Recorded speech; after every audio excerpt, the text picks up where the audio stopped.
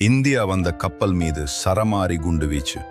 Iran நடத்திய அதிரடி துப்பாக்கிச் சூடு. உலகின் மிக பதற்றமான கடல் வழித்தடங்களில் ஒன்றாக கருதப்படும் ஹார்முஸ் ஜலசந்தி பகுதியில் நடைபெற்ற அதிர்ச்சி சம்பவம் தொடர்பான வீடியோ வெளியாகி பெரும் கவலை ஏற்படுத்தியுள்ளது. இந்தியாவை நோக்கி பயணித்துக் கொண்டிருந்த சரக்கு கப்பலை ஈரான் கமாண்டோக்கள் அதிரடியாக கைப்பற்றிய காட்சி வெளியாகியுள்ளது. தகவல்களின்படி லைபீரிய கொடியுடன் இயங்கிய எப்பமினோண்டஸ் கப்பல் துபாய் நகரிலிருந்து முந்த்ரா துறைமுகம் நோக்கி சென்று கொண்டிருந்தது. அப்போது ஈரான் கடற்படை அதனை குறிவைத்து நடவடிக்கை எடுத்ததாக கூறப்படுகிறது.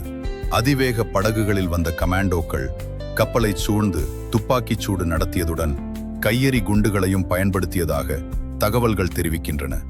இந்த தாக்குதலில் கப்பலின் கட்டுப்பாட்டு அறை சேதமடைந்ததாகவும் கூறப்படுகிறது. ஈரான் வெளியிட்ட வீடியோவில் முகமூடி அணிந்த வீரர்கள் கப்பலை துரத்தி ஏணியின் உதவியுடன் அதில் ஏறி ஆயுதங்களின் முனையில் கட்டுப்பாட்டுக்குள் கொண்டு வரும் காட்சிகள் தெளிவாக பதிவாகியுள்ளன. அவர்கள் இன்ஜின் அறை உள்ளிட்ட பகுதிகளை முழுமையாக சோதனை செய்து கப்பலை கைப்பற்றும் காட்சிகளும் இடம்பெற்றுள்ளன.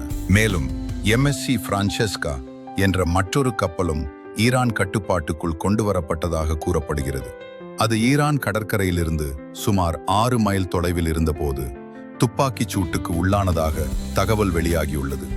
இந்த சம்பவத்தில் யாருக்கும் காயம் ஏற்படாத போதிலும் நடுக்கடலில் இத்தகைய தாக்குதல் நடந்தது உலக கடல்சார் பாதுகாப்பை குறித்து புதிய அச்சத்தை உருவாக்கியுள்ளது.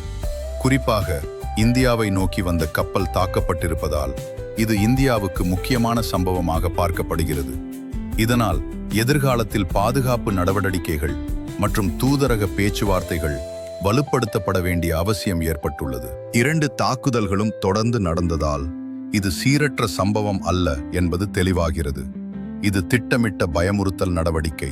ஒரு பொதுவான வர்த்தக பாதை இப்போது இராணுவ கட்டுப்பாட்டில் உள்ள சோதனை மையமாக மாறுகிறது. நல்ல விஷயம் என்னவென்றால் 2 கப்பல்களிலும் உயிரிழப்பு இல்லை. ஆனால் இந்த வழித்தடத்தில் பயணம் செய்யும் கப்பல் நிறுவனங்களுக்கு இப்போது பாதுகாப்பு என்ற நம்பிக்கை முற்றிலும் உடைந்துவிட்டது. ஒவ்வொரு நாளும் மில்லியன் டன் சரக்குகள் இந்த மாதிரி கப்பல்களில் பயணம் செய்கின்றன. அவை அனைத்தும் அந்த கடலை கட்டுப்படுத்தும் யாரிடமும் முழுமையாக பாதிக்கப்பட்டவையே.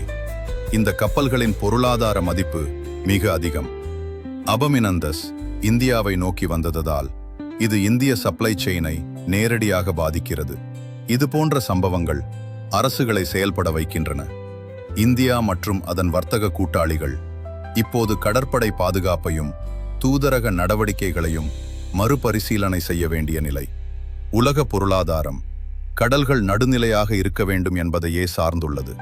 ஆனால் பகல் நேரத்திலேயே ஆயுதப்படைகள் வர்த்தக கப்பல்களை கைப்பற்றும் நிலை ஏற்பட்டால் ஒரு பெரிய கேள்வி எழுகிறது. கடல் இனி பாதுகாப்பான வர்த்தக இடமாக இல்லையெனில் சர்வதேச சட்டம் இதற்கு என்ன பதிலளிக்கும்?